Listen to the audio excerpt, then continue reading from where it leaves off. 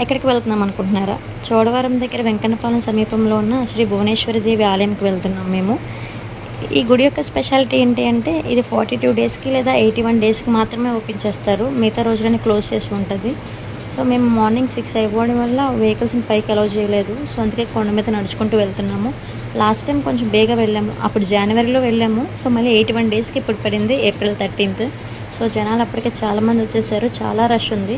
So 81 days తర్వాత తల్లిని మళ్ళీ మనకి చూపించడానికి ఓపెన్ చేస్తున్నారు. సో ఇక్కడ అభిషేకానికి రెడీ చేస్తున్నారు. మనకి ఒక రాగి చెంబుతో నీళ్ళు ఇస్తారు, ఆ నీళ్ళతో మన తల్లికి మనం అభిషేకం చేయొచ్చు. చాలా రష్ ఉంది. ఎంత రష్ ఉందంటే జనాలు పోలీసులనే తోసేస్తున్నారు, అంత రష్ ఉంది.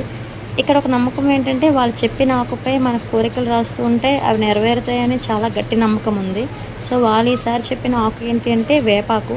సో దాని మీద అందరూ వాళ్ళ కోరికలు రాస్తూ ఉన్నారు, చాలా సీరియస్గా రాస్తున్నారు. అలాగే మనము రాసి హుండీలో వేయడానికి రెడీగా ఉంచుకున్నాము. ఇంకొకటి రాయి మీద రాయి పేరిస్తే ఇల్లు కడతామని ఒక నమ్మకం ఉంది. సో అందుకే మనం కూడా పేర్చేసాము. సో ఆ కోరిన కోరికలను ఆకుల మీద రాసి హుండీలో వేసాము. సో మళ్ళీ రిటర్న్ అయిపోతున్నాము మా ఇంటికి. మళ్ళీ ఎప్పుడు అంటే ఇది నెక్స్ట్ జూన్ 22న ఓపెన్ చేస్తారు.